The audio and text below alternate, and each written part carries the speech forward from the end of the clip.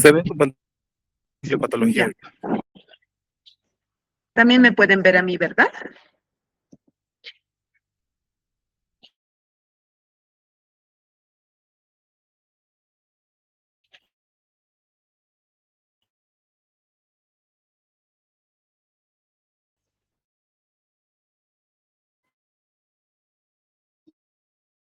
Sí. Sí, doctora, se le ve. ¿Siguen viendo mis diapositivas? No. Gary, ayúdame, por Sí, favor. ahora se vuelve a ver y se ve su cámara La también. primera se ve. Y sí, está en anemias hemolíticas. Ya, la primera pantalla, ¿verdad? Sí, se ve, doctora. La primera pantalla, ¿verdad? La segunda que dice síndrome hemolítico, ¿lo ve, Gary? No, sí, está en síndrome hemolítico. Ya, chicos, no tengo otra manera más que así como me lo están viendo. Por favorcito, les ruego que puedan hacer todo. O sea, se puede o es muy pequeño, demasiado pequeño. Yo creo que se puede ver, no sé si alguno de mis compañeros más, tal vez no puede ver, pero ¿Sí? se Ya. ve normal. Entonces, todos atentos, por favor. 2 minutos. Uy, ya. Chicos, mil disculpas, pero aquí me están diciendo 2 minutos. Estoy en el hospital, como me pueden observar, así que por favor les ruego 2 minutos, les ruego, de verdad.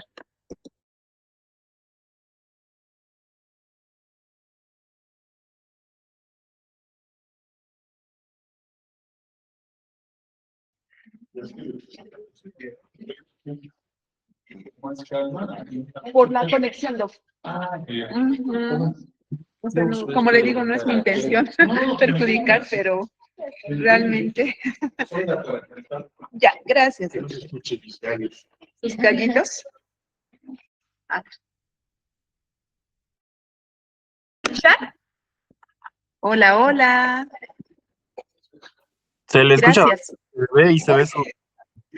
Ya, está muy fuerte también. Casi me revientan los tímpanos. Un ratito, chicos. Ay. Qué complicado esto de estar en el hospital también. A ver. Tiene que ser. Ya. Me van a poner solamente, por favor, sus manitos arriba, ¿ya? Cuando sea algo positivo o negativo, porque tampoco puedo reducir el volumen de lo que... Gracias, Gary. Gracias, chicos. Ahora sí. Bueno, el tema de las anemias hemolíticas es muy hermoso, chicos. Y como es tan importante, necesito que todos estén concentrados, estén haciendo lo que estén haciendo, así como yo estoy aquí en medio del ruido también. Les digo que ustedes puedan tomar su máxima atención.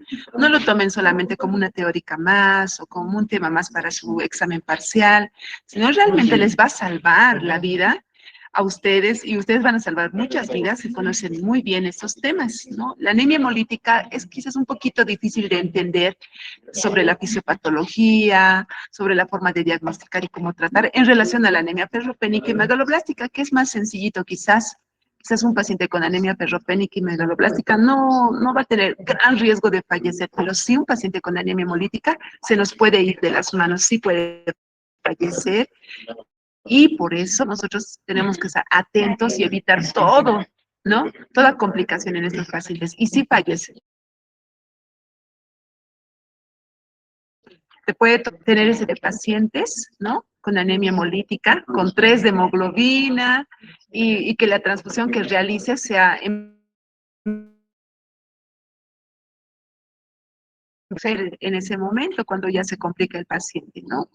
Así que todos atentos, por favor, estén haciendo lo que estén haciendo, estén donde estén, pongan toda su atención, así como yo, si pueden ponerse audífonos, mejor, para que tengan máxima concentración, ¿sí? Bueno, vamos a empezar con este tema de la anemia hemolítica adquirida. Sí, como podemos observar, esta primera pantalla nos refleja todo lo que tenemos que aprender el día de hoy en relación a la clínica, en relación al profil de sangre periférica, en relación a los laboratorios también que solicitamos, ¿sí? Ok. Uy. ¿Están viendo la siguiente pantalla? Confírmenme. Oh, un dedito arriba, por favor. No. No, no, no, no. Tengo que ampliar.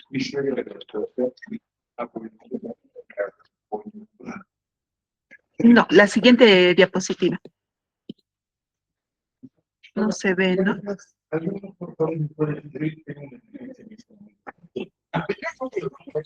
No se ve. Complicadito.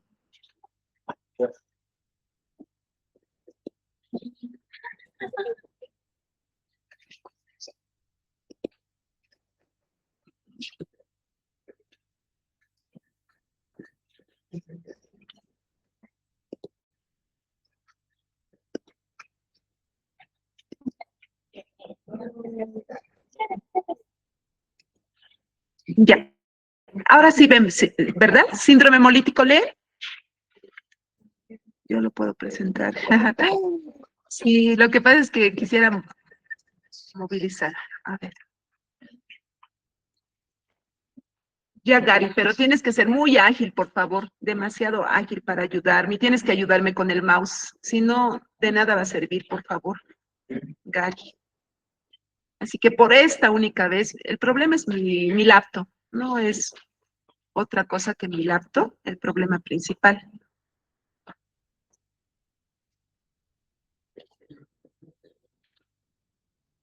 Ok, Gary, te estoy pasando. Necesito tu máxima agilidad en compartir la primera diapositiva que titula Anemia hemolítica autoinmune. ¿Ya? Estoy dejando de compartir.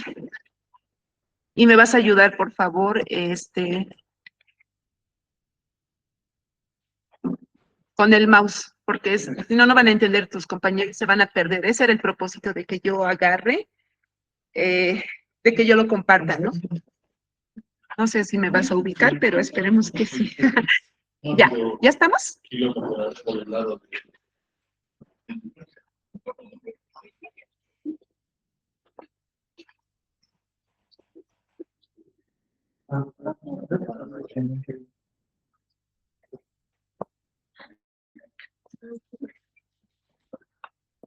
Gary, te pasé las dos diapositivas.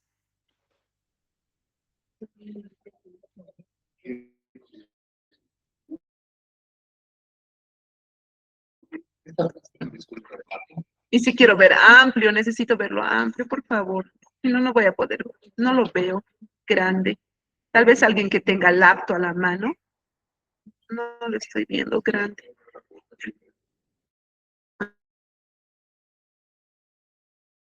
A ver, entonces. A ver, era muy chiquito.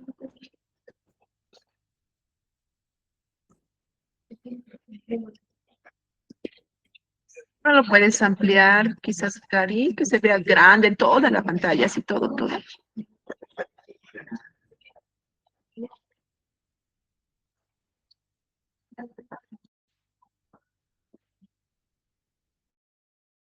Ah, estás de titular, ya.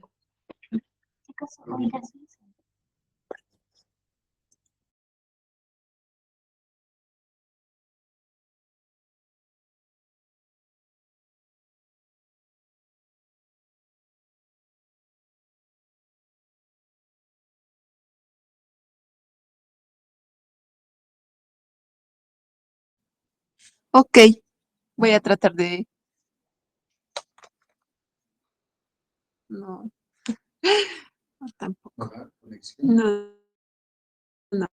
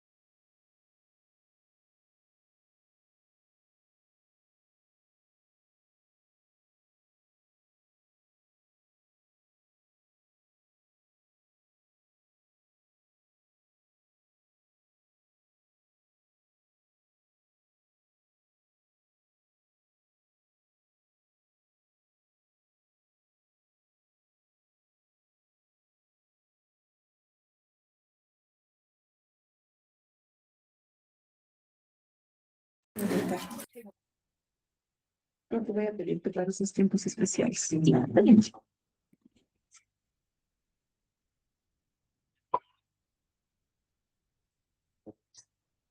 Pero digamos, ha sido productivo.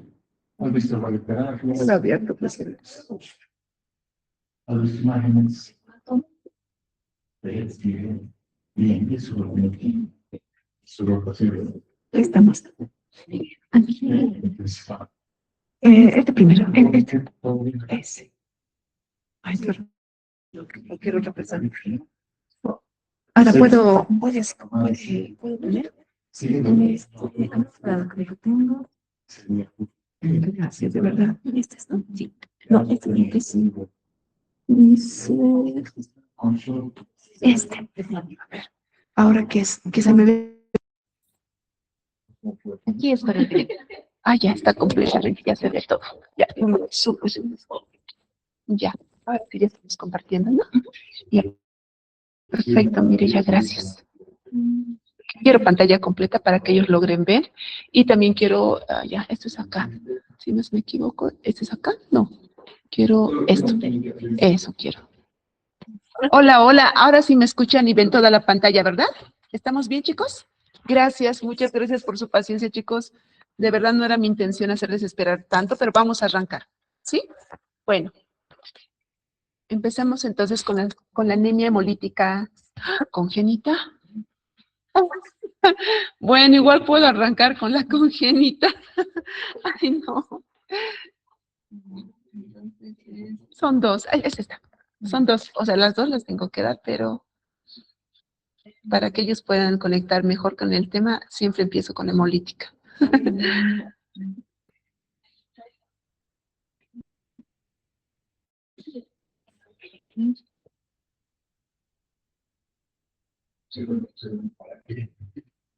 Antes sí está diferente. Esta sería. Esta. No, esta sería. Esta sería. Sí. Gracias, hombre, en serio.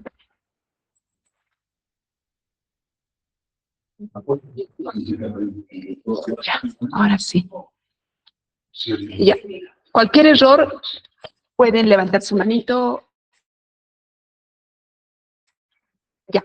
Empezamos entonces con el síndrome hemolítico, chicos. Es lo básico que tenemos que conocer antes de arrancar con el tema de anemia hemolítica adquirida. Bueno, tenemos que entender que un glóbulo rojo vive 120 días. Esa es la vida media, ¿no es cierto? Y normalmente hay hemólisis fisiológica en nuestro organismo que sucede, como verán, en el vaso. Y la hemólisis patológica que sucede en la anemia hemolítica se da en el hígado y en el vaso. Vean la diferencia, ¿no? De los órganos donde sucede la hemólisis por un lado fisiológica y por otro lado patológica, ¿no? Cuando un glóbulo rojo se destruye, se lisa, hace lisis, vamos a ver estos fragmentos del glóbulo rojo que se llaman células en casco o esquistocitos, ¿sí? Ahora tenemos que comprender la fisiopatología. Tenemos que saber que la hemólisis puede ser tanto extravascular como también intravascular. Debemos recordar, ustedes ya vieron en fisiología, pero vamos a recordar un poquito. La hemólisis más común que vemos de todas las patologías es la extravascular. ¿Cómo empieza? Como podemos observar, la intravascular se da dentro del vaso sanguíneo. Esa es la diferencia. La extravascular se va a dar en el vaso, específicamente en los macrófagos del vaso, ¿ya? Aquí tenemos un glóbulo rojo que se ha lisado, ¿no? Que está dentro del macrófago que se ha lisado y está liberando globina, hierro y protoporfirina.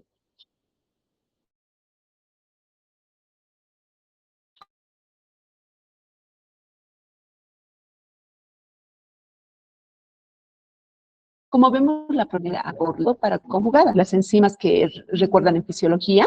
Luego, esta bilirrubina conjugada va a pasar por el intestino y va a salir como estercobilinógeno. Este estercobilinógeno le va a dar el color específico a las heces, que es un color café, marrón, ¿no es cierto? Así es que nos damos cuenta que la hemólisis es extravascular, ¿no? Porque es muy diferente a la intravascular. También este urobilinógeno va a salir por el riñón Ustedes conocen que el color de la orina es color amarillo ámbar, ¿verdad? Clarito. Pero cuando hay bilirrubina no conjugada que está siendo liberada por el riñón, llamada como urobilinógeno, con los ácidos de la orina cambia el color de la orina, se vuelve un amarillo oscuro, un amarillo marrón, ¿sí? Entonces no se olviden de ese color importante que en la clínica vamos a poder conocer si nuestro paciente está haciendo una hemólisis extravascular o intravascular.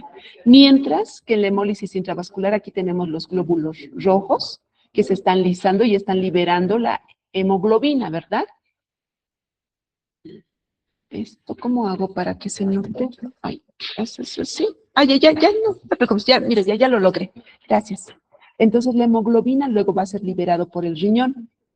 Y el color específico que vamos a ver en la orina, y vamos a comprender que es una hemólisis intravascular, ¿qué color va a ser? Va a ser un color como la Coca-Cola, como el té tinto, ese color va a tener. Entonces, vean la gran diferencia en la clínica para que podamos saber si es intravascular la hemólisis o es extravascular. Si es intravascular, la orina, ¿qué color va a ser? Va a ser un color amarillo oscuro, color té tinto, ¿verdad? O color Coca-Cola. Mientras que si es extravascular, era un color amarillo oscuro marrón. Diferente, ¿no es cierto, chicos? No se olviden esa diferencia importante en la hemólisis intra y extravascular. Y no se olviden que una es dentro de los vasos sanguíneos y otra es en el vaso, ¿no? A través del macrófago. Muy bien. Ok, vamos a continuar.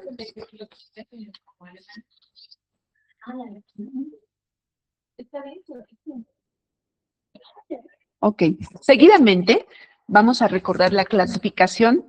La clasificación de la anemia hemolítica por lo general se clasifica según la herencia, en congénitas y adquiridas, según el mecanismo, en corpusculares o intrínsecas, además de extracorpusculares o extrínsecas, según el lugar en intravasculares y extravasculares. Una vez que hemos comprendido esta clasificación grande, grosera, vamos a irnos a una clasificación más fina para entenderlo un poquito más. Vemos este esquema que nos va a hacer entender un poquito más. La anemia hemolítica, hemos dicho que es por la destrucción de los glóbulos rojos. Una puede ser por origen congénito y otra puede ser por origen adquirido. Entre la congénita y la adquirida, la más común, chicos, es la adquirida. A su vez, la adquirida, según el mecanismo, se va a subdividir en inmune y en no inmune. De ambas, ¿cuál es la más común? La común es la inmune, no tanto la no inmune, pero vamos a conocer en qué consiste la no inmune. La no inmune puede estar producida por angiopatías y a su vez puede dividirse en microangiopatías. En estas, por ejemplo, tenemos al PTT, al SHU, al síndrome hemolítico urémico, a la púrpura trombocitopénica trombótica, ¿no? A la hipertensión arterial maligna, a la coagulación intravascular diseminada. Por otro lado, podemos tener las macroangiopatías, donde tenemos de causa mecánica valvular, por ejemplo, ¿no? Por otro lado, el esplenismo también puede producir una hemólisis no inmune, como podemos observar, y el daño corpuscular puede ocasionar una enfermedad muy, muy rara en nuestro medio, ¿no? Pero sí tenemos casos, como es la hemoglobinuria paroxística nocturna, ¿no? Entonces, todas estas corresponden a las no inmunes. Y las inmunes pueden ser producidas por autoanticuerpos o inmunocomplejos. La más común es aquella que se produce autoanticuerpos, ya sea por la inmunoglobulina G, por anticuerpos calientes, o la M por anticuerpos fríos, ¿no? Por otro lado, tenemos la clasificación de las congénitas. Unas pueden ser por defecto de membrana, ¿sí? Otras por alteración de la globina y otras por déficit enzimático. De todas estas tres, la más común en nuestro medio aquí en Bolivia es el defecto en la membrana, ¿sí? Y puede ocasionar este defecto de membrana, ya sea la esferocitosis, la eritrocitosis. La más común es la esferocitosis, ¿no? La que sí vemos en nuestros pacientes. Y por alteración de globina podemos tener defectos cuantitativos como de las cadenas alfa, por ejemplo, las cadenas beta, y ahí en las cadenas alfa tener a la alfa-talasemia, a la hemoglobina H, que no son tan comunes, pero les menciono, la cadena beta. Estas sí, menor, que son comunes, pero no es nuestro medio. Estos son más de raza europea. Alguno que otro casito que tenemos por los yungas, ¿no? Alguno que otro casito, pero por la genética y por la raza no hay aquí en Bolivia, ¿no? Hasta la C es mayor y menor. Y luego tenemos el por defecto cualitativo, tenemos por mutación de la hemoglobina S y F, que esas son más raras todavía en nuestro medio, casi no la vemos. La por defecto enzimático tampoco se ve mucho, es más por alteración de la vía glucolítica y las pentosas, y más se da en varones, por si acaso, ¿no? Y no son tan comunes en nuestro medio. Así que no las vamos a resaltar, solo las vamos a mencionar. Ahora sí, la anemia más común de todas las adquiridas es la anemia hemolítica autoinmune. Y de esa vamos a hablar hoy. Vamos a empezar con la anemia hemolítica autoinmune por anticuerpos calientes, ¿sí? Como podrán observar, aquí tenemos, como pueden observar, al glóbulo rojo. Tenemos también a la inmunoglobulina. Pueden ver la porción FAB, que está unida a la membrana del glóbulo rojo, y la FC, que está unida al sinusoide esplénico. No se olviden que en el vaso habíamos dicho que se da la hemólisis, ¿no? Y este es el sinusoide esplénico. Entonces, ¿qué es lo que pasa? La porción FAB, como pueden observar, engulle a una porción del glóbulo rojo, ¿no? Y es así que el resto del glóbulo rojo que queda es un fragmento. Es así que hace la destrucción, la lisis de este glóbulo rojo, ¿no? Entonces vemos la pérdida de la membrana, posteriormente queda un esferocito y así se da la hemólisis por anticuerpos calientes, ¿no? Aquí tenemos otro esquema más didáctico, donde conocemos que esta hemólisis se da a una temperatura de 37 grados centígrados. La inmunoglobulina que está involucrada en la anemia hemolítica por anticuerpos calientes es la G. El tipo de hemólisis específico de este tipo de anemia hemolítica es extravascular, no se olviden, extravascular, ojo, ¿ya? Y el resultado esquemático que vemos aquí en la imagen, vemos acá al macrófago, aquí vemos al glóbulo rojo, vemos cómo el macrófago está engullendo una porción, un fragmento de la membrana del glóbulo rojo, y así tenemos como resultado a un que posteriormente estamos viendo ahí cómo las inmunoglobulinas están uniéndose también, como vimos en el anterior esquema, y se va haciendo la fagocitosis de esa porción, ¿no?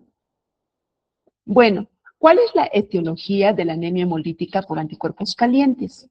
La etiología en un 20 a 30% es idiopática. Hacemos todos los estudios y no encontramos nada, de causa desconocida.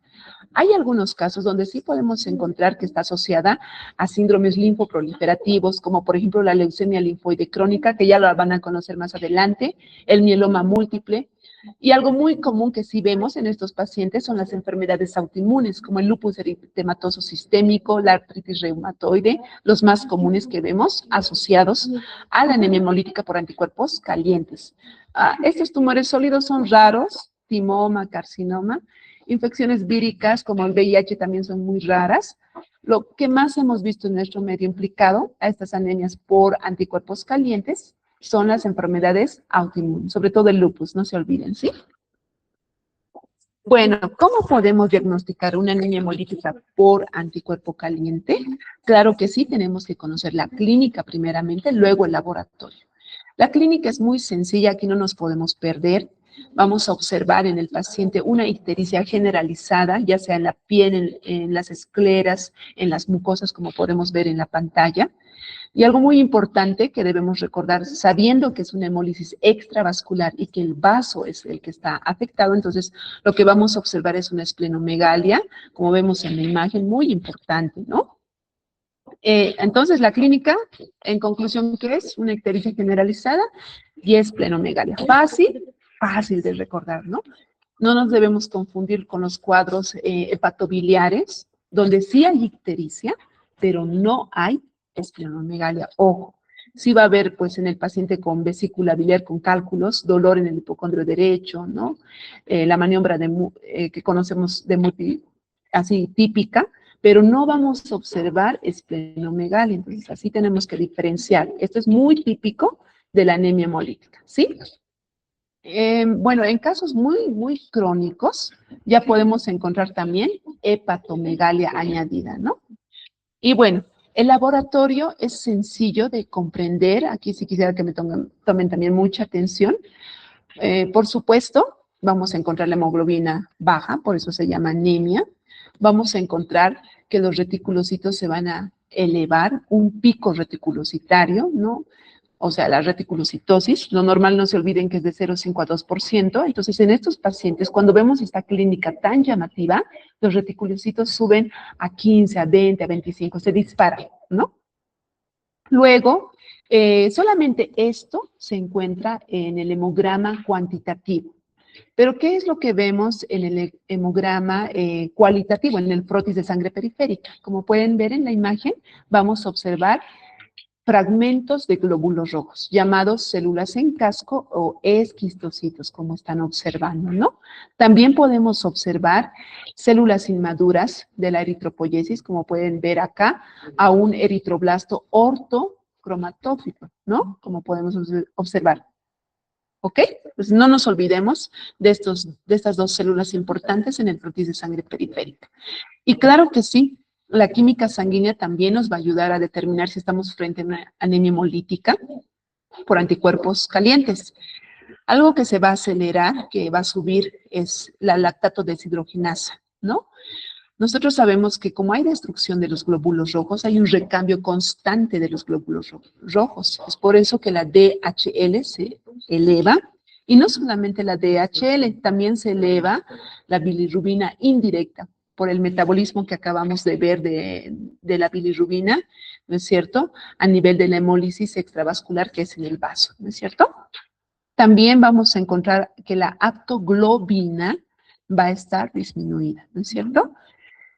Algo muy importante que nos va a poder determinar si realmente es una anemia hemolítica autoinmune es el test de Coombs. El test de Coombs directo, indirecto, están altos, ¿no? Altos, no hay que olvidarse de esto, ¿sí? Todos estos estudios que acabamos de mencionar lo hacemos en nuestro país. Aquí en La Paz, en el Hospital de Clínicas, lo hacemos. El único que no se hace es la aptoglobina baja. Este es el que no se hace, el resto sí lo tenemos, ¿sí? Y bueno, ustedes se preguntarán, ¿pero qué es el test de Coombs? ¿En qué consiste? Tenemos un test de Coombs, dijimos, directo y otro que es indirecto, ¿verdad? Es una prueba muy sencilla de realizarla. Aquí tenemos, por ejemplo, los glóbulos rojos y aquí tenemos los anticuerpos. Como dice su nombre, test de Coombs directo, ¿qué es lo que hacemos? Tomamos la muestra del paciente, como pueden observar. Aquí están los glóbulos rojos de nuestro paciente con anemia hemolítica, ¿verdad? Y luego, a esa muestrita que le hemos tomado, vamos a incluir un reactivo, una solución de suero que tiene anticuerpos, como pueden observar, que tienen anticuerpos de otro paciente, ¿ya? De otro paciente. Y cuando hacemos la mezcla de esta solución, de los anticuerpos de otro paciente, de otra persona, ¿no?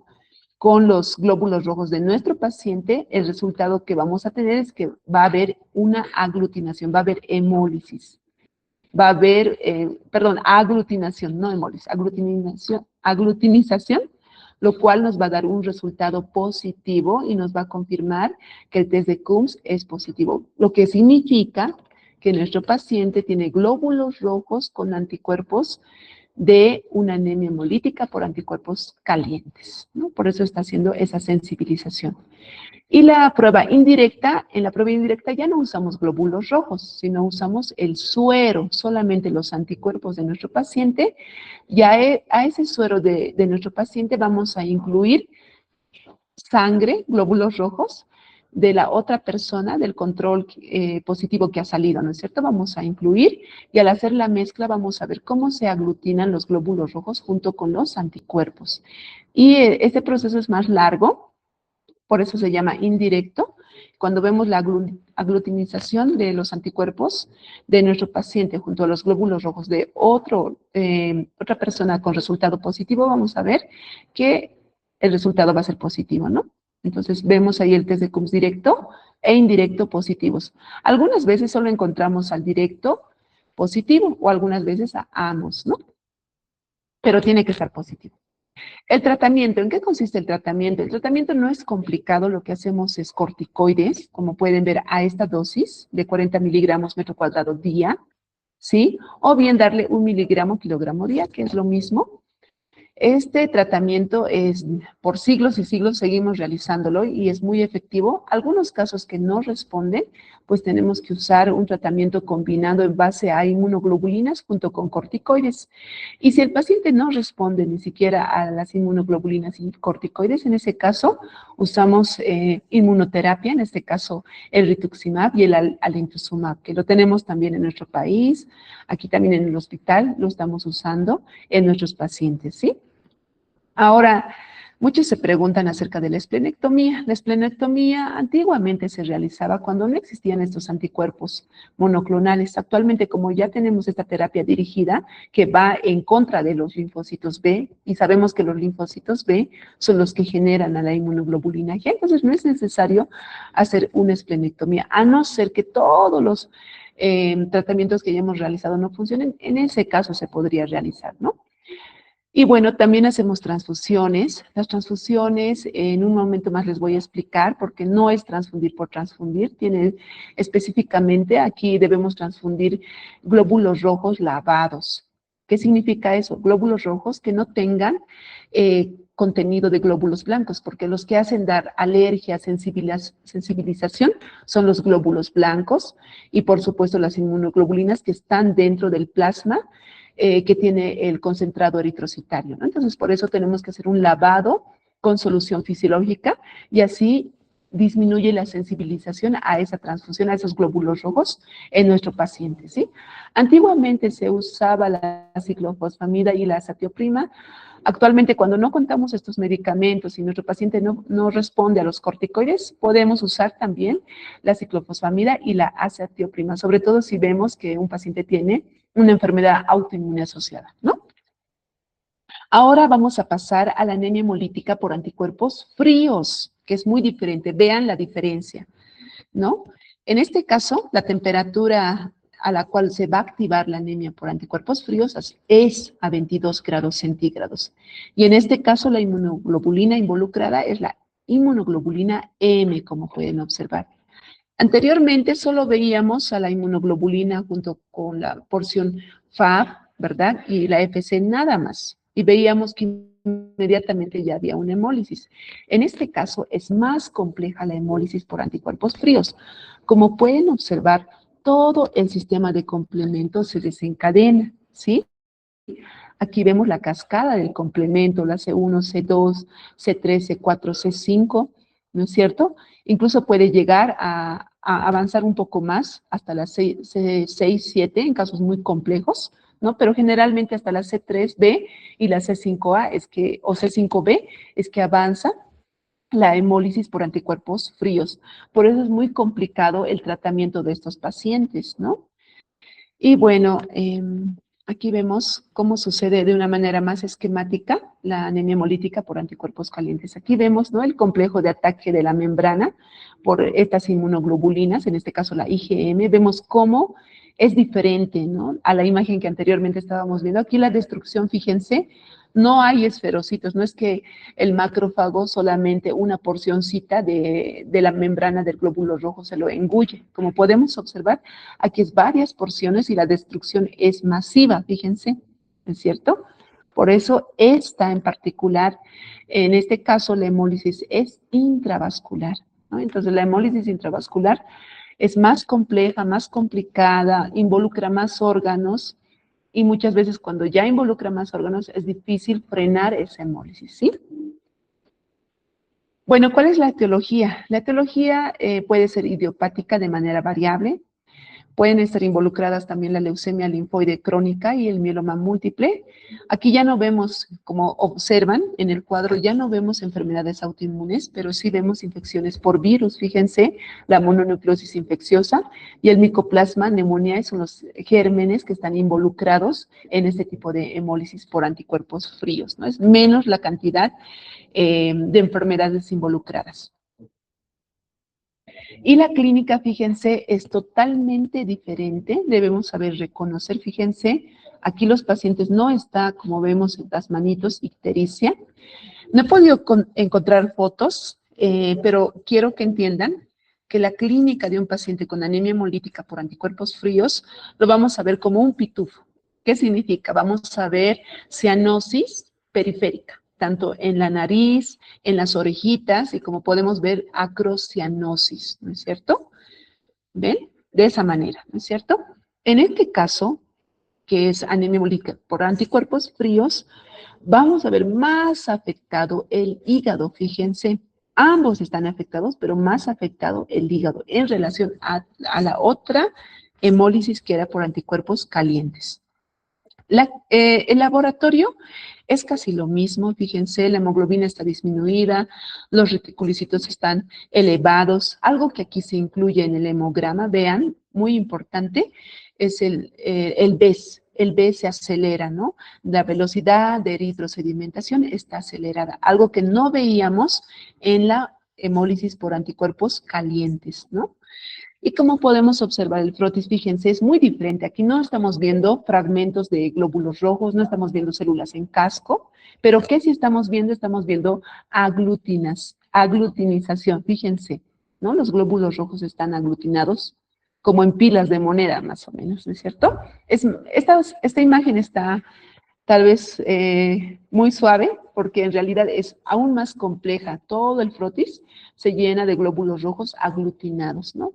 Es bien complicado hacer incluso el frotis de sangre periférica. Nosotros tenemos que hacer baño María para poder hacer el frotis, porque inmediatamente a la temperatura que estamos incluso aquí en La Paz, inmediatamente la muestra se coagula, no es posible hacer el frotis. Entonces en calor, en una temperatura con baño María, es que tenemos que hacer apenitas el frotis para observar los cambios que se ven en la morfología de los glóbulos rojos, ¿no es cierto? Aquí, claro que sí, el test de Coombs también, el directo y el indirecto van a estar altos, ¿sí? Y de la misma manera, como hemos visto en la anterior hemólisis, en la química sanguínea, la DHL y la bilirrubina indirecta están aceleradas, elevadas, y la aptoglobulina está baja. Entonces, no es tan complicado, fíjense, es casi lo mismo. La única diferencia es el frotis y el BES. El BES y el frotis, no se olviden. El tratamiento también es muy diferente.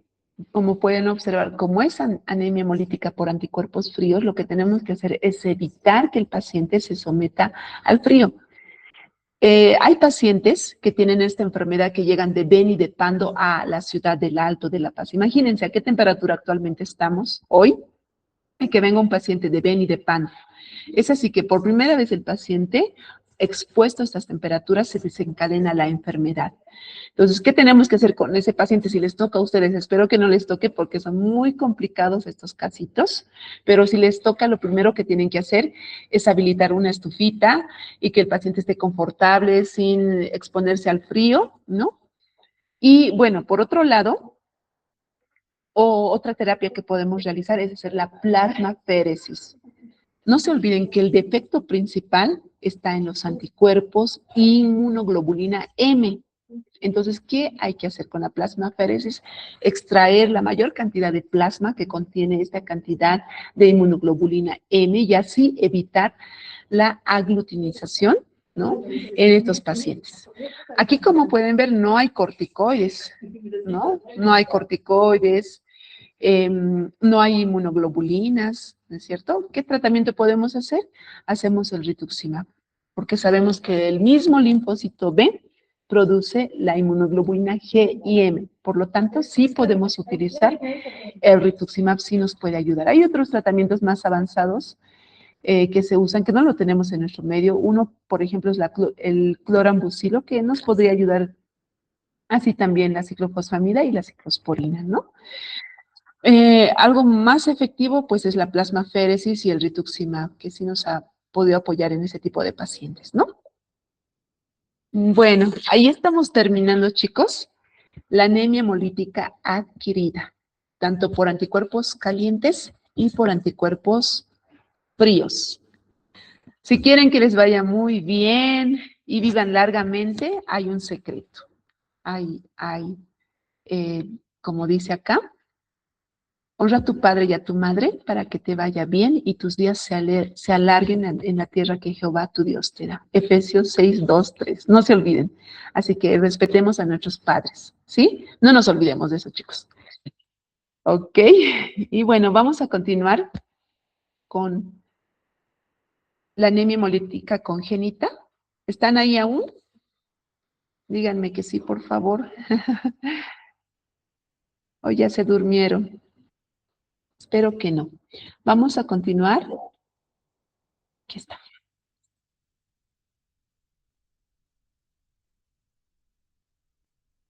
Vamos a continuar con la esferocitosis.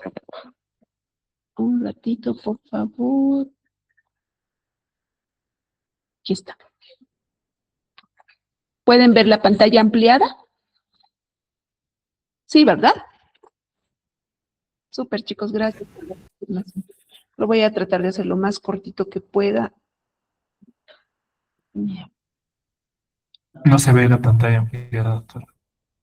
¿La pantalla inicial no se ve? Anemia hemolítica congénita. La primera pantalla dice así. ¿Me confirmas nuevamente, por favor? Hola, hola. Dice anemias hemolíticas congénitas. Está bien. Muy bien. Está bien, está bien.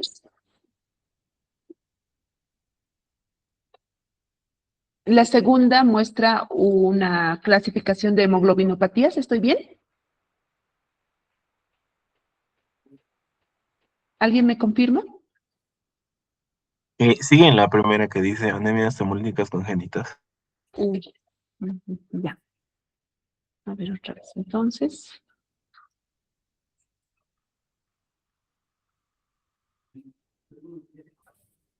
Ya ver nuevamente.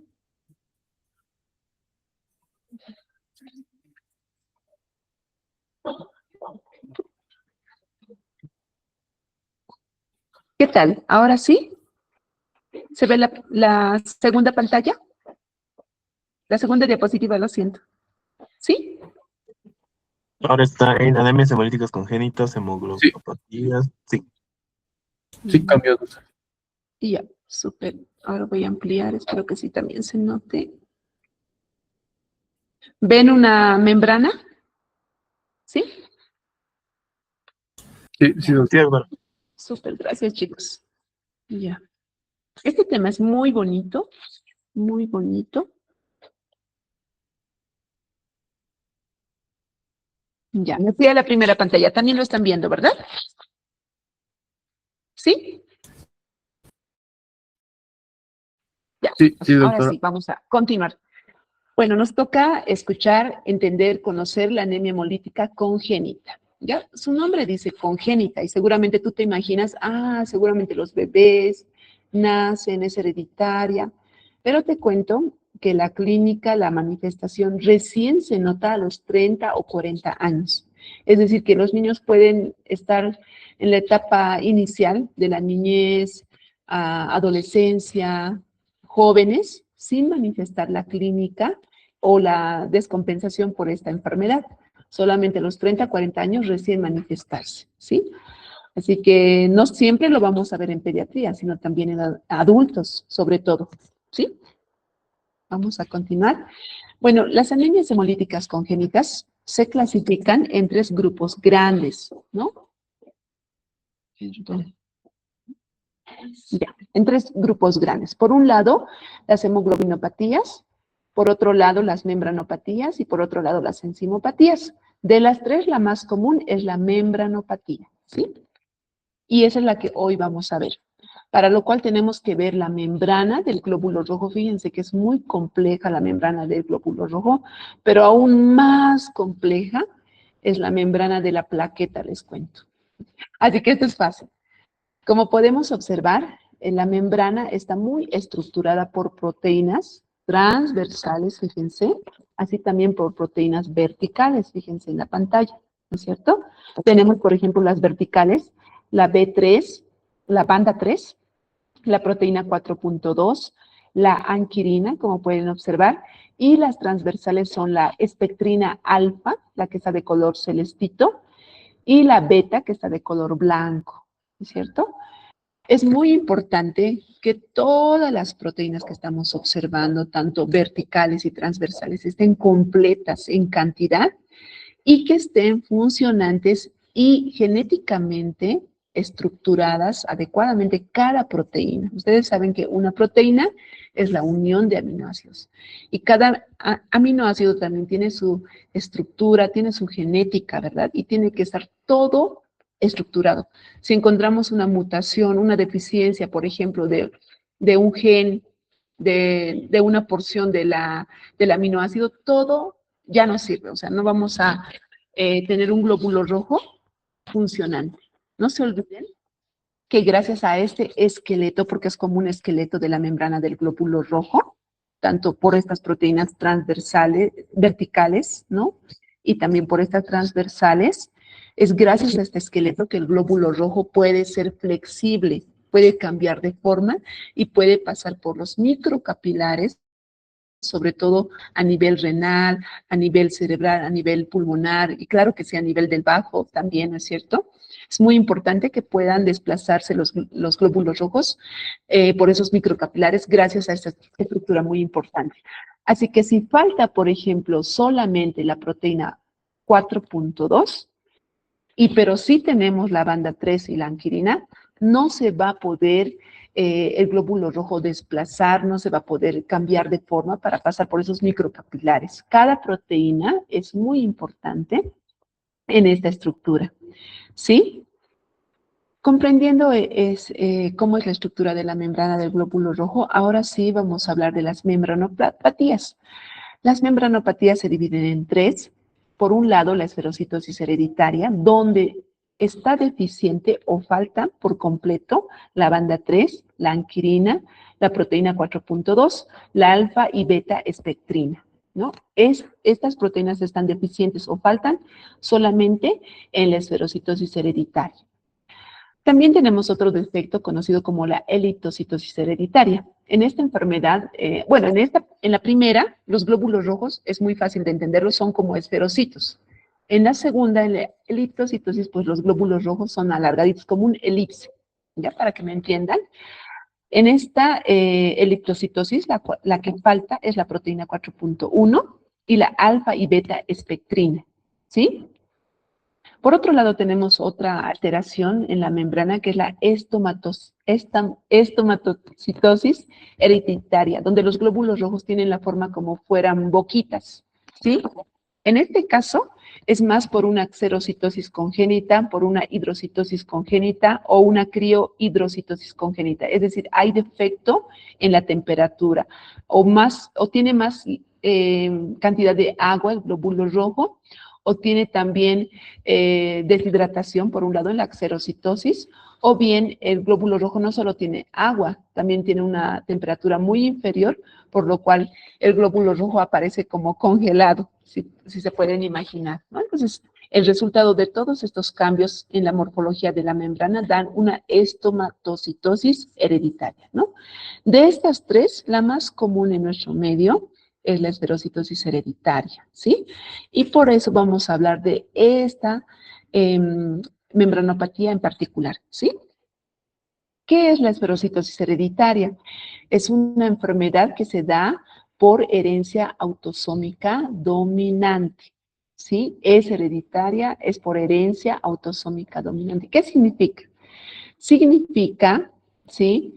Que 75% va a ser por herencia autosómica dominante, el 20% va a ser recesiva y un 5% va a ser de novo. Significa que no hay papá o mamá afectado, sino que de la nada el paciente aparece con una esferocitosis hereditaria. Eso significa que no siempre en un 5% el paciente tiene que tener esa genética, ¿no? Esa herencia de los abuelos, de los papás, sino que por primera vez puede tener él esta enfermedad, ¿no?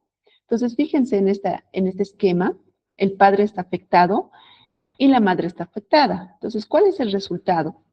Perdón, un momento, por favor.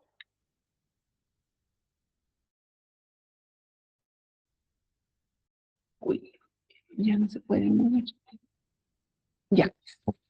¿Cuál es el resultado? Por un lado, si el padre está afectado, vamos a tener hijos que pueden estar sanos, por un lado, pero otros que nos pueden salir enfermos, ¿no? O sea, es mitad, mitad podría darse, chicos, ¿ya?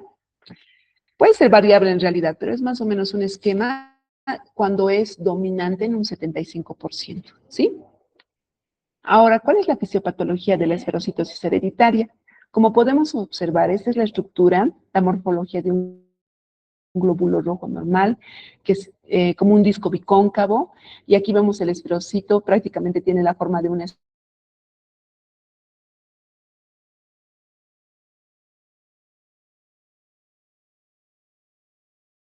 ¿no es cierto? En este glóbulo rojo membrana están adecuadamente dispuestas las proteínas verticales y las proteínas transversales, ¿no es cierto? No hay deficiencia de ninguna, pero por otro lado, acá en el esferocito vemos cómo falta la banda 3, la ausencia de la banda 3 interrumpe toda esa estructura, o la ausencia de la anquirina interrumpe toda esa estructura, ¿no? Y pues, a consecuencia de esta deficiencia de estas proteínas, tenemos como resultado el esferocito. Pero ¿cómo sucede? Vamos a ver aquí en la fisiopatología cómo está aquí el macrófago del vaso y cómo este macrófago va engullendo a una porción de la membrana del glóbulo rojo. Aquí podemos ver un microesferocito, ¿no? Resultado de cómo el macrófago ha ido engullendo una porción de la membrana del glóbulo rojo. Fíjense, primeramente, ¿cómo empieza? Aquí tenemos un glóbulo rojo normal, y por ausencia de una de estas proteínas se van formando vesículas, ¿no es cierto? Elongaciones de estas vesículas, y luego cada vesícula va separándose del glóbulo rojo, haciéndose microesferocitos, fíjense, ¿no? Una vez que se separan estos microesferocitos, queda el glóbulo rojo solamente, y este glóbulo rojo es engullido por el macrófago del vaso. Así sucede la hemólisis congénita en estos pacientes por ausencia de alguna de estas proteínas. Aquí vemos más estructurado cuando falta una u otra de las proteínas. Aquí vemos el glóbulo rojo estructuralmente esquematizado de una manera normal, como un disco bicóncavo, ¿sí? Aquí vemos, por ejemplo, fíjense, quisiera que se fijen, espero que puedan ver finamente cómo están conectadas las proteínas verticales junto a las transversales y la cantidad que está dispuesta en la membrana. Aquí, por ejemplo, vemos la deficiencia de la espectrina, ¿no? De la proteína 4.2 y la anquirina. Cuando faltan estas proteínas, vemos cómo están desconectadas. Fíjense cómo, por ejemplo, aquí está desconectada esta proteína vertical de las proteínas transversales, ¿no? Y por otro lado, aquí vemos la deficiencia de la banda 3. Fíjense, aquí es muy diferente el esquema. Vemos que tampoco hay esa conexión de las proteínas verticales con las transversales, y estas deficiencias dan un resultado que es la disminución en la superficie y en el volumen del glóbulo rojo, lo cual hace que la deformidad del glóbulo rojo disminuya, y lo cual permite que haya mayor secuestro por los macrófagos del vaso, ¿no? Esto es como un círculo vicioso, ¿no es cierto? Porque primeramente hay eritrostasis, que significa la disminución del pH, lo cual da, esta disminución de pH hace que un glóbulo rojo se contacte con mucha facilidad con el macrófago, y aquí hay disminución de la glucosa y aumento de los oxidantes en los glóbulos rojos. Eso hace que este círculo vicioso de la hemólisis sea aún más acelerado constantemente, ¿no es cierto? Y haya mayor secuestro de los glóbulos rojos en el vaso, ¿no es cierto? Bien, ¿cuál es la clínica de estos pacientes? La clínica es muy similar a la anemia hemolítica por anticuerpos calientes. Fíjense, de la misma manera hay ictericia en piel y mucosas en escleras, y de la misma manera también hay esplenomegalia, pero algo que se añade a este tipo de anemia congénita, esta membranopatía, es los cálculos biliares y la arenilla o barro biliar, ¿no es cierto? Voy a tener que, perdón, disculpen, ¿no es cierto? Entonces, aquí ya la vesícula se va afectando. Como esto es crónico, necesariamente hereda la enfermedad, pero recién a los 30, 40 años se manifiestan. Imagínense, 30 años con esta enfermedad, 40 años con esta enfermedad. El metabolismo que les había explicado, hemólisis que te dije extravascular, donde se está liberando constantemente la bilirrubina, constantemente, hace que se acumule mayor cantidad, mayor concentración de bilirrubina y mayor concentración de barro biliar. O sea, esta bilirrubina excede a la enzima que permite que la bilirrubina no conjugada se conjugue, y es por eso que aparece el barro biliar y luego los cálculos biliares. Y es muy fácil que nos confundamos con un paciente que tiene patología hepatobiliar. Y sí, así es como estos pacientes llegan a quirófano, les operan del cálculo biliar, les extraen la vesícula, pero sin embargo el paciente continúa con la hemólisis, ¿no? Pasan años y continúa amarillo. ¿Qué significa? Que no era el problema solamente de la vesícula, sino era el problema, una enfermedad congénita, donde había un cambio a nivel de las proteínas, ¿no? Hemos resuelto la vesícula, pero no hemos resuelto el problema de la membrana del glóbulo rojo, ¿no? De estas proteínas deficientes. Y es también por este motivo que gracias a esta crónica aparecen úlceras en las extremidades, como pueden observar. Entonces, en conclusión, la clínica de la esferocitosis hereditaria es muy similar a que se añade es, por un lado, las úlceras en las extremidades y por otro lado, el barro biliar y los cálculos biliares. Y la clínica es igualita que de la vesícula, ¿no? Igualita que de los cálculos biliares. Y sí llegan a quirófano y sí hay que operarlos muchas veces por esta clínica, ¿no? Pero ahí no se resuelve, sigue el problema. ¿Cómo diagnosticamos a la esferocitosis hereditaria? Que es un poquito más complejo. Quisiera que igual me tomen mucha atención de cómo diagnosticamos una esferocitosis hereditaria. Por supuesto, tenemos que hacer una buena anamnesis, enfatizando sobre todo la historia familiar, preguntando si tenía que vivían o tenían la tez o el color amarillo, ¿no? Preguntar a estos pacientes si tenían papás, tíos, primos, hermanos que tenían ictericia, que tenían anemia, que sufrían de problemas de vesícula. Hay que preguntar de esa manera. Y ahí encuentras a varios familiares que aparecen con la misma enfermedad, ¿no? De esa manera nosotros, cuando captamos a estos pacientes y hacemos esta pregunta, ya no viene un paciente, sino viene, que es, como ustedes saben, congénito, ¿no? Luego nos fijamos, después de haber hecho un buen examen físico, encontrar estos problemas que hemos mencionado de la vesícula, de las úlceras, de la ictericia y de la esplenomegalia, nos fijamos muy bien en el hemograma. Prácticamente el hemograma es clave en estos pacientes. Aquí es un poquito más complejo, fíjense, y tomen mucha atención cómo es el hemograma cuantitativo. Por supuesto, el volumen corpuscular medio va a simular como fuera una anemia microcítica. Como hemos visto que hay microesferocitos, ¿verdad? Entonces, por lógica, los glóbulos rojos van a ser pequeños. Es por eso que el BCM va a estar disminuido. Vamos a ver microcitos, ¿sí? Algo muy interesante que realmente quisiera que lo tomes en cuenta es que la concentración de hemoglobina corpuscular media, que normalmente es de 32 hasta 35, está aumentado en estos pacientes, ¿no? Fíjate, este es un dato muy importante, es mayor a 35 gramos de decilitro, o también otros lo ponen en porcentaje, igual es válido, pero es mayor a 35% o 35 gramos de decilitro. No te olvides de este dato muy importante para diagnosticar este tipo de enfermedad. En este caso, sí, por el recambio constante, por la hematopoiesis que es más acelerada, vamos a encontrar reticulocitos incrementados, una reticulocitosis, ¿no? ¿Y qué vamos a encontrar en el nefrotis de sangre periférica? Por el mismo nombre vamos a encontrar, fíjense aquí, estos son los esferocitos. Estos de aquí que estamos viendo son glóbulos rojos normales, tienen un centro pálido.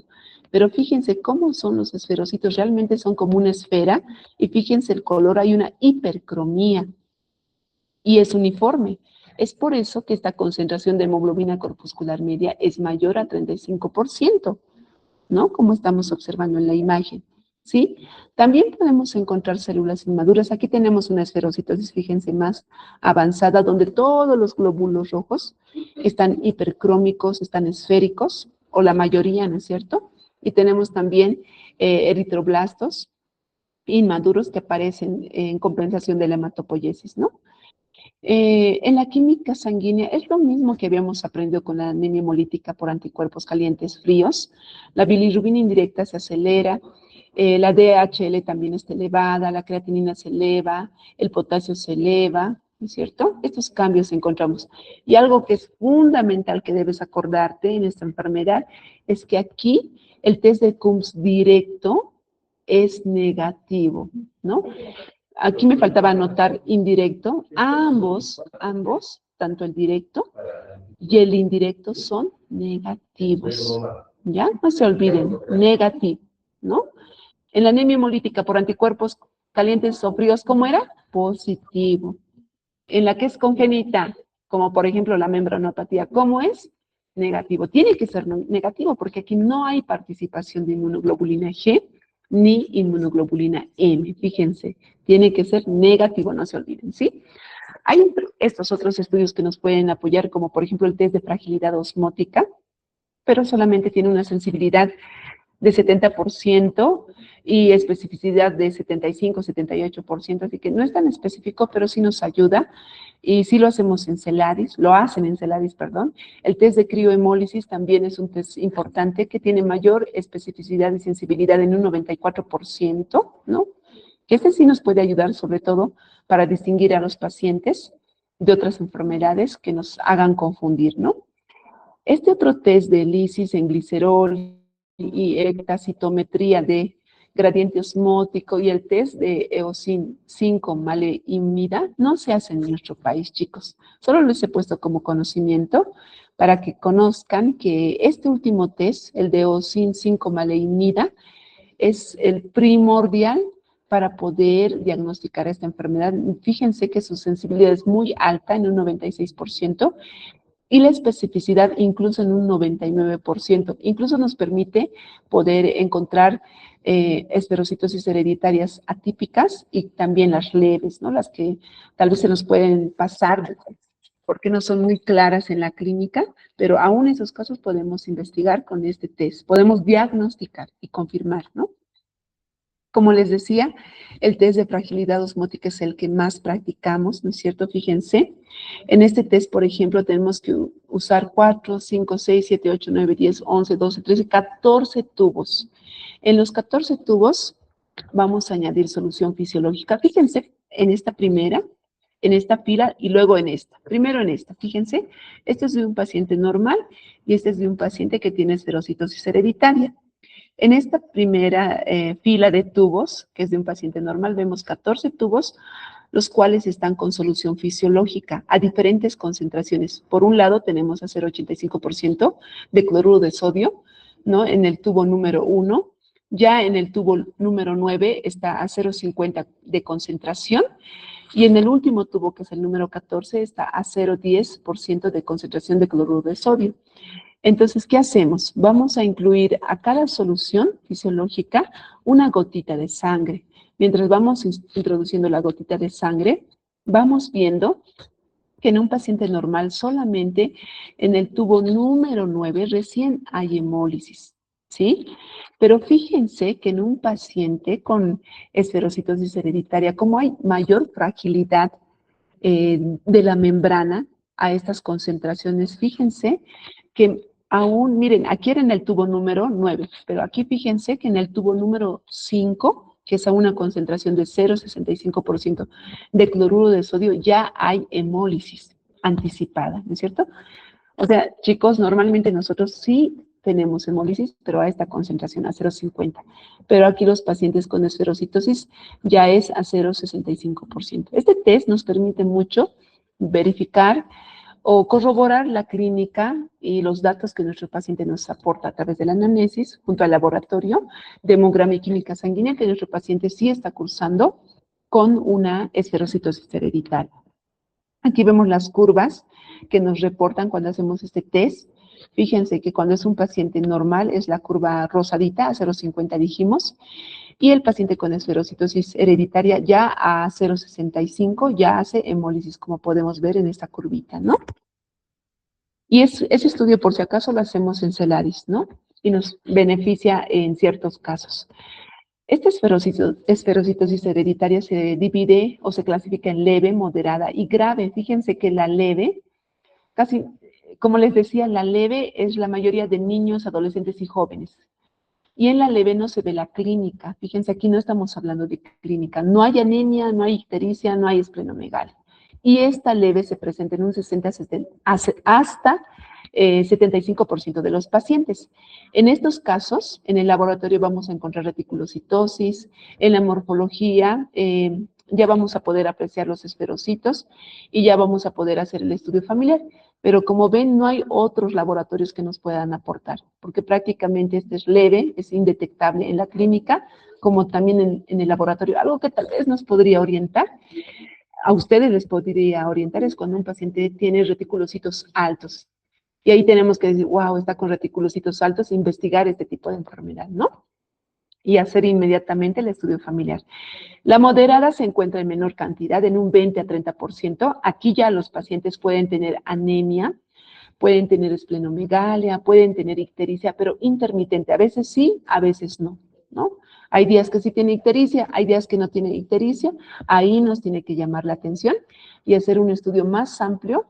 Ahí ya vamos a encontrar en el frotis de sangre periférica la microcitosis, ¿no? Los glóbulos rojos que dijimos, microesferocitos, y también en los índices hematimétricos, la concentración de hemoglobina corpuscular media, aquí sí la vamos a encontrar que está alta, ¿no? Mayor a 35 gramos de cilitro, ¿no? Y la reticulocitosis también puede ser intermitente. Si hay reticulocitosis, a veces no hay, ¿no? Y aquí ya encontramos la presencia de los esferocitos como tal. Aquí, chicos, no hacemos nosotros un estudio para detectar qué proteína está deficiente, no lo hacemos, pero en otros países sí. Entonces, aquí sí ya se puede encontrar la deficiencia de las proteínas, ¿no? Y cuando la esferocitosis hereditaria es grave, que solamente fíjense el porcentaje de pacientes que pueden tener una grave, o sea, una evidente con un síndrome hemolítico intenso, como dicen así, amarillos como canario, es solo un 5%.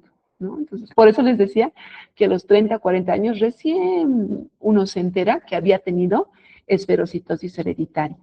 Y aquí vemos todo lo que hemos mencionado, los microcitos, la concentración de hemoglobina corpuscular media, la reticulocitosis. Y algo que aquí sí nos va a determinar que realmente nuestro paciente tiene esta enfermedad es que la reticulocitosis es intensa y persistente. Aquí era, a veces sí, a veces no, ¿verdad? Pero aquí es todo el tiempo está con reticulocitosis y es intensa, es decir, 15%, 20%, 25%, 30% de reticulocitos, ¿no? Y bueno, ¿cuál es el tratamiento de la esferocitosis hereditaria? Fíjense, aquí tampoco hay corticoides, aquí no hay rituximab, no hay ciclofosfamida, pero fíjense que sí hay. Hay ácido fólico y eritropoyetina, ¿no? Entonces, a estos pacientes, como son, la hematopoiesis es constante, acelerada por esa hemólisis, tenemos que apoyarles con vitaminas, el ácido fólico y la eritropoyetina, ¿no?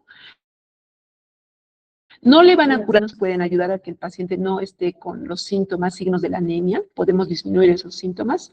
Lo que sí hay que hacer en estos pacientes es transfundir, porque cuando vienen ya con una hemoglobina de 4, con una hemólisis grave, los pacientes se descompensan de manera abrupta, ¿no? Y ahí nuestros pacientes podrían fallecer. Es por eso que inmediatamente tenemos que actuar y hacerles la transfusión de un glóbulo rojo, como habíamos dicho, lavado. Mejor si lo hacen con premedicación, si es con corticoides, si es con antihistamínicos, para evitar todos estos efectos que pueden ocasionar estos glóbulos rojos normales. Por eso hay que lavarlos, ¿sí? Pero no toda la vida les podemos estar transfundiendo a estos pacientes. Fíjense que esto es de manera crónica. Entonces, aquí sí, chicos, aquí sí la mejor solución es hacer una esplenectomía. La esplenectomía se aconseja a partir de los 10 años para adelante, no menos, porque no se olviden que el vaso no solamente es un órgano o un cementerio de los glóbulos rojos, sino es un órgano que nos defiende contra las infecciones, sobre todo contra gérmenes encapsulados como el Haemophilus influenza, ¿verdad? El Streptococcus pneumoniae, el Mycoplasma, ¿no es cierto? Nos defiende contra esos gérmenes. Es por eso que antes de hacer la esplenectomía, vacunación contra todos estos gérmenes y recién sacar el vaso, ¿no es cierto? Como han visto en la clínica, puede producir, hemos dicho, cálculos biliares, barro biliar y la esplenectomía. En el momento que estamos haciendo la esplenectomía, aprovechamos de hacer también la colecistectomía. O en el momento que estamos aprovechando extraer la vesícula, también extraemos el vaso. Y de verdad que estos pacientes sí mejoran, sí, yo he visto varios pacientes que después de la esplenectomía, la clínica ha mejorado, sus hemogramas se han normalizado, ya no estaban con anemia, ya todo era normal, ¿no? Pues hay casos que sí nos está yendo muy bien con este tratamiento quirúrgico y que hoy en día no siempre hay que hacerlo de manera abierta, ¿no? Hoy en día ya hacen la cirugía laparoscópica en estos casos, ¿sí? Y bueno, colorín colorado, chicos, al fin terminó esta teórica, seguramente ustedes dirán. Y bueno, les dejo este mensaje que dice en Santiago 1:5. Si alguno de ustedes, de nosotros, tiene falta de sabiduría, pídala a Dios, el cual da a todos abundantemente y sin reproche, y le será dada, dice. Entonces, si alguno de nosotros no entiende la medicina, no entiende la fisiopatología, es el momento de pedirle a Dios, porque Él da abundantemente sabiduría e inteligencia, ¿sí? Así pues, chicos, espero que hayan entendido. Ahora sí pueden habilitar sus micrófonos, pregunten. Aquí quiero escucharles, quiero ver también quiero ver que se habiliten sus cámaras, chicos, no sé, les extrañamos tanto, no nos extrañan ustedes, ¿verdad, chicos? Parece que mejor si no nos ven. Me hubiera gustado dar tantos, la teórica a mí me encanta dar de manera presencial, pero bueno, nos acomodamos a lo que es. Así que quisiera que me manden saludos, a ver dónde están, qué están haciendo, ¿están atentos a la clase o cómo lo han visto? A ver, quisiera verle al Gary Doctora, por lo menos en yo representación de tengo una todos. duda. Ahí. Ok, te escucho, adelante. ¿Cuál es tu nombre?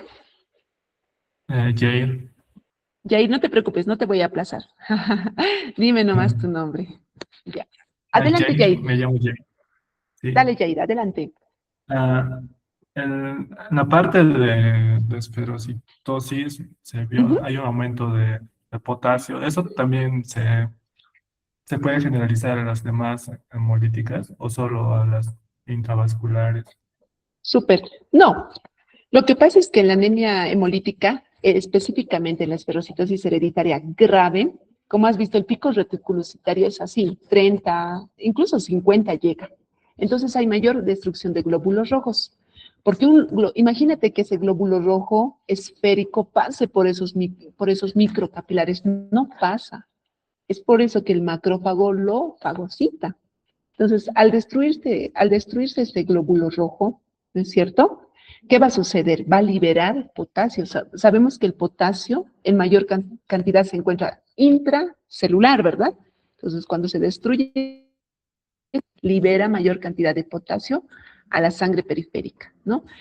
Y no solamente el esferocito se lisa, sino también los microesferocitos que habíamos visto en la primera imagen. Entonces hay mayor liberación de potasio, hay mayor hipercalemia, hiperpotasemia.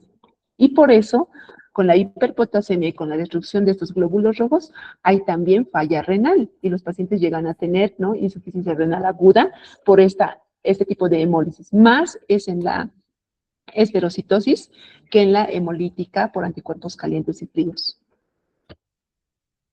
Espero haberte Ya, respondido. muchas gracias. Sí, Gracias, Jair, por sí, tu pregunta. Gracias, estás atento muy bien. ¿Alguna pregunta más? Pregunten. Así voy a saber que realmente han estado atentos a la clase teórica. ¿No hay más preguntas? ¿Han atendido bien? ¿Van a dar bien su examen de anemia hemolítica?